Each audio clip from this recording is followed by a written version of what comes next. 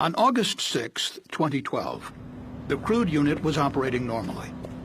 Around 3:50 that afternoon, an operator was performing a routine check when he noticed a small puddle on the ground near the distillation tower. The liquid appeared to be dripping from an 8-inch insulated pipe 14 feet overhead. The leaking pipe was a section of the tower's number 4 side cut line, which operated at a temperature of 640 degrees Fahrenheit and contained light gas oil, a combustible liquid similar to diesel fuel. Chevron inspectors knew that over the years, the walls of the number 4 side cut had thinned due to corrosion, but they did not realize how close this particular segment was to failure. There was no shutoff valve between the pipe and the distillation tower, and no way to isolate the leak. The head operator was called to the scene. Although he believed the situation was serious, he did not believe the small leak warranted immediately shutting down the unit and stopping production. Following Chevron's standard practice for responding to hazardous leaks, refinery firefighters were sent to the scene. A number of managers, engineers, and technicians gathered there informally to assess the problem. The group discussed a recommendation from an operator to shut down the unit, but they decided to first try to pinpoint the leak by removing insulation from the pipe while the crude unit was still running. They hoped they could stop the leak with a temporary metal fitting known as a clamp. A Chevron firefighter tried using a pike pole to hook and pull away the insulation, but this poking action was deemed too dangerous because it was moving the pipe. The CSB later found that the tip of the pike likely caused a small puncture in the already thinned pipe. As the unit continued to operate, workers assembled scaffolding directly beneath the leaking pipe.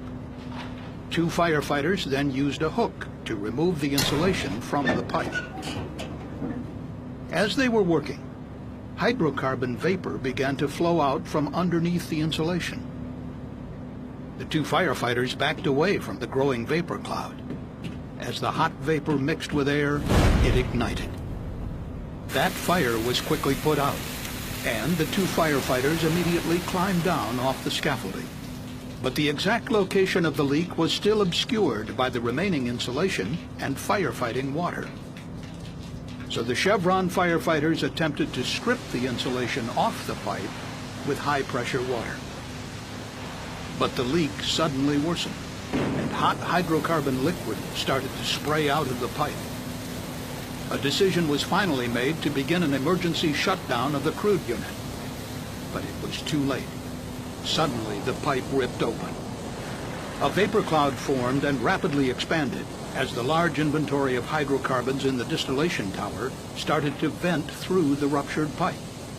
The vapor cloud immediately spread over hundreds of feet, engulfing all 19 people who had gathered nearby.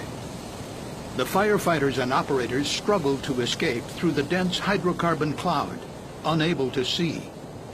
They had to feel their way out, some on their hands and knees. At approximately 6:30 p.m., 2 minutes after the huge vapor cloud formed, the hydrocarbons ignited. One firefighter was trapped inside a fire engine when it was suddenly engulfed in flames. He radioed for help. Mayday, mayday, mayday! This is phone 60! But when he received no response, he assumed everyone else was dead. To escape the inferno, he fled through what witnesses described as a wall of fire. Fortunately, all the workers would eventually flee to safety, and there were no fatalities. The towering white vapor cloud could be seen as far away as San Francisco on the unusually clear August day. After the ignition, a dense plume of black smoke formed and drifted away from the refinery. The fire continued burning for hours. Over the succeeding days, more than 15,000 people sought medical treatment at nearby hospitals for breathing problems and other symptoms. During its investigation, the CSB determined that the carbon steel pipe, installed in 1976, had thinned to the point of failure from an effect known as sulfidation corrosion. Carbon steel piping is particularly susceptible to this type of corrosion, which occurs over time when the steel is exposed to sulfur-containing hydrocarbons at high temperatures.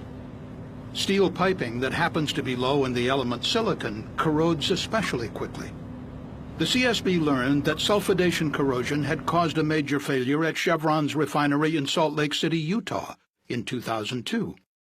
Chevron then performed an enhanced inspection of the No. 4 side-cut pipe at the Richmond refinery. It revealed accelerated thinning in the piping section that would ultimately fail in 2012. Replacement was recommended, but this did not occur, and the section of piping was never inspected again. In 2009, Chevron experts recommended that every segment of high-risk carbon steel piping be inspected for corrosion. However, this was not done. During a maintenance turnaround of the crude unit in 2011, Chevron inspectors examined some, but not all, locations along the No. 4 side cut and found significant thinning. Some sections were replaced, but managers decided that the line was thick enough to stay in service and that an overall replacement could wait up to 5 more years. According to CSB investigators, a key lesson is that each and every segment of the piping should have been inspected. Most importantly, the pipe should have been replaced much earlier with an inherently safer corrosion-resistant alloy. The CSB also concluded that had the crude unit been shut down when the leak was first noticed, the massive fire likely would not have occurred. The 19 workers would never have been endangered, and the community would have been protected. For more information on the CSB Chevron